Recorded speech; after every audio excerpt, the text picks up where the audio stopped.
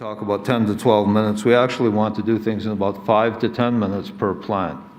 And that translates into a lot of time.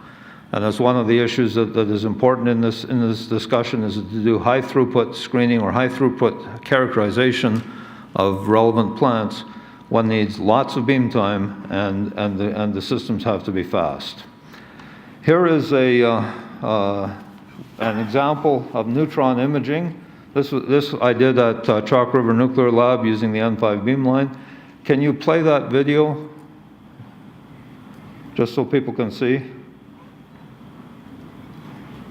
So this is one pea plant, that's the center with a large seed, and 2 wheat plants. And these plants are growing. They remain growing after I did this visualization.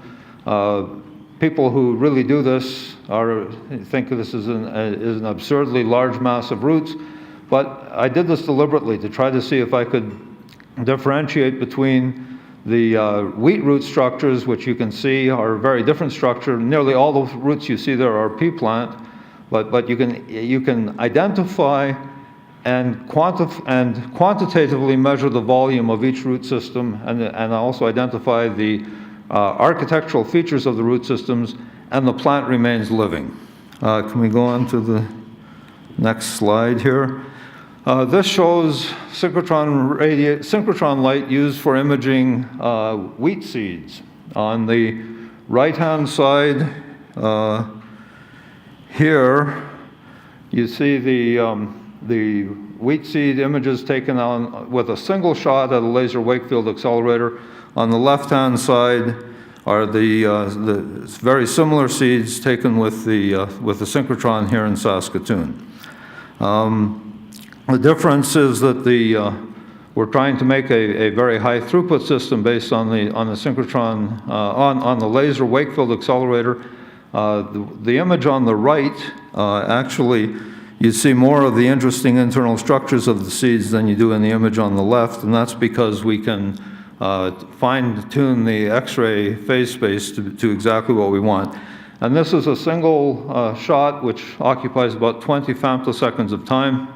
One of the interesting things about doing synchrotron light with laser Wakefield is that you have much less absorbed energy in the things that you're looking at.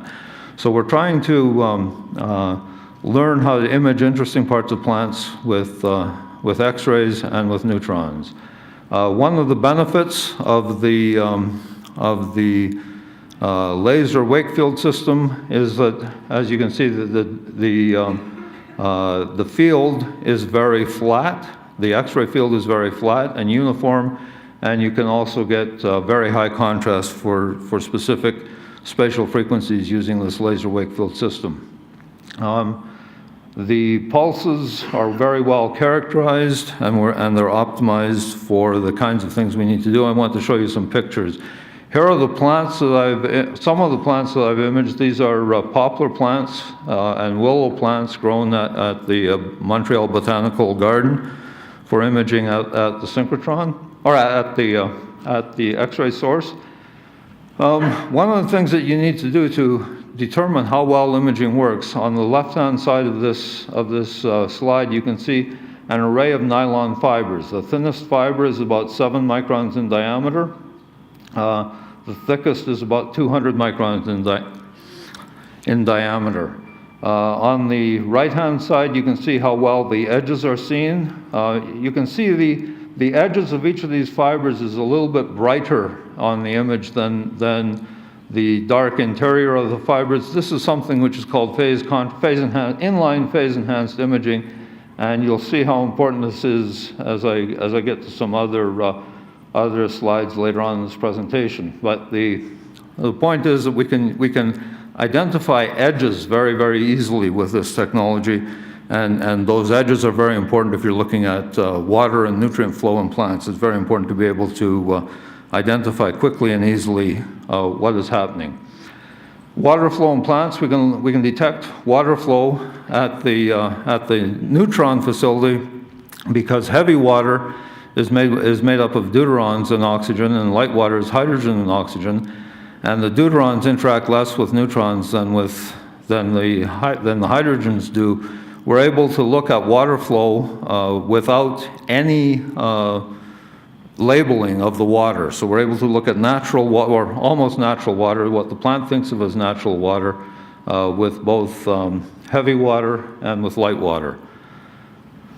Here is we're looking at a poplar plant at the beamline in Montreal. And on the right-hand side is the image of the vasculature in that poplar plant.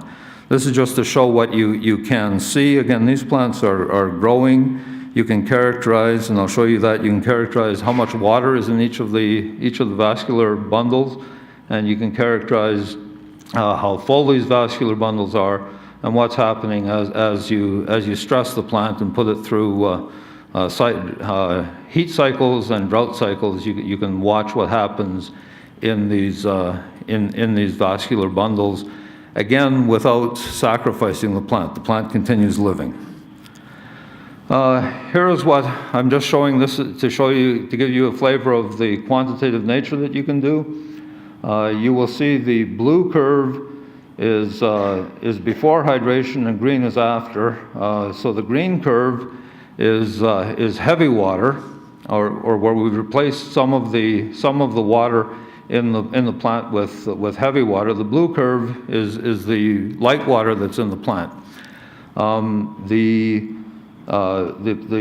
structures shift a little bit because the plant actually moves when it's in heat stress or in drought stress, and you start watering it. The plant moves. The peaks are slightly further apart because the plant expands, and the green peaks are lower because neutrons interact less with water, or with heavy water, than they do with light water. So we're able to measure, and you see the big peaks on the outsides compared to the smaller peaks in the middle of the graph. That's because we're visualizing a real poplar trunk. And so on the outside, we have a whole bunch of vascular bundles, and then as you go into the inside, in the middle, you're just going through one.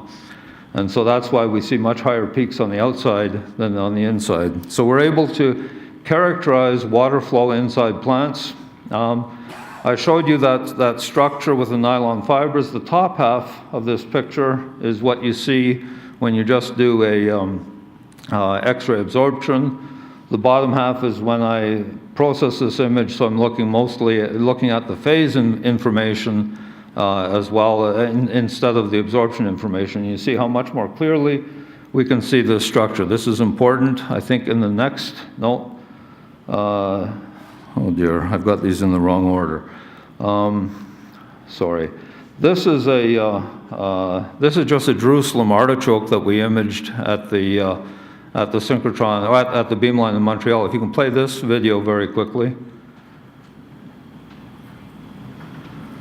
This just shows, again, these are single shots of the X-ray beam as the artichoke is rotated through the beam, and there's slight, small changes in intensity. They're not as bad as they look, but we're able to image all of the internal structures of this Jerusalem artichoke in the tomograph that we create from this imaging. Here is another thing that I wanted to show you. This is an example. I think this is the first ever done with neutrons in a commercial soil mixture. So the important part of doing this imaging with these minimally invasive probes is that you can image things in real soil, in real life, and in intact rhizospheres. So this is the top view, and there's what it looks like. It's really ugly because there's lots of organic stuff around the roots. But I've just taken this thing. I've just shown you what happens as you apply a little intelligence to this, and you'll see as you apply intelligence, you get rid of the noise, and all we're left with, those round balls, are liquid fertilizer that's in the commercial ProMix, and you can again identify and follow all the roots. There are 3 plants in this structure. You can identify and follow all the roots and measure quantitatively the size of the amount of roots and the root features while the plant is alive. If you've ever tried doing this by brushing soil away, you realize how fantastic this process is, because it actually takes way less time to identify and measure the root characteristics in these living plants than it does when you sacrifice the plant and try to wash the soil away. This is just another example of water pathways in poplars. This is a laser wake field, again, a single shot, and all I've done in the thing on the right is I've played with the grayscales a little bit, so you can change the image that's looks like a little smaller of the stem. I've just not displayed the grayscale associated with the bark, so that you can more focus in on the internal structures in the poplar plant. Again, this is just an example of what one can do. Those are, again, single shots. This just shows that they're actual, we have a way of looking at, so the blue dots in that diagram are this image quality factor associated with the set of wires that I showed you. The green squares are associated with the poplar stems. It's not too surprising. The structures in the poplar stem are cylinders, and that's why they follow the same curve, and we're able to easily identify all of the water structures in that poplar. And here is the same thing I showed you with neutrons. This is showing you with X-rays at Montreal. The little quantitative curve is showing you the difference between the water content of the structures that you see on the just below the curve, just around the curve, those vascular bundles. That's the difference in the water content. When I subtract the 40 minutes after hydration, when I subtract the pre-hydration values from 40 minutes after hydration, so all we're seeing here is how much water has filled into those bundles. Again, you see the peak near the edge where there's more than one bundle that you can't resolve, and then the rest is showing the water flow in these plants. Again, this is just showing you the difference between spheres and cylinders for this work. You can see that the images that we see are in fact cylinders, as one expects from these vascular bundles, and they're not consistent with what you would see if you had a range of spheres of different size. And then this is just showing what you see online. It doesn't look like much, but you can see right through. That's the pot on the left, and there's a single shot image with a single shot of the laser wake field accelerator, and you can see the stem, and you can see roots, and when I process this becomes a very good picture of a very good tomogram of the roots in that soil. Again, that's commercial ProMix, and that soil is about 10.5 centimeters in diameter. Here is the thing I just wanted to, almost finish with. This is a single-celled algae, and it's called caulerpa. And this is a set of measurements that we just did at Cornell a few weeks ago.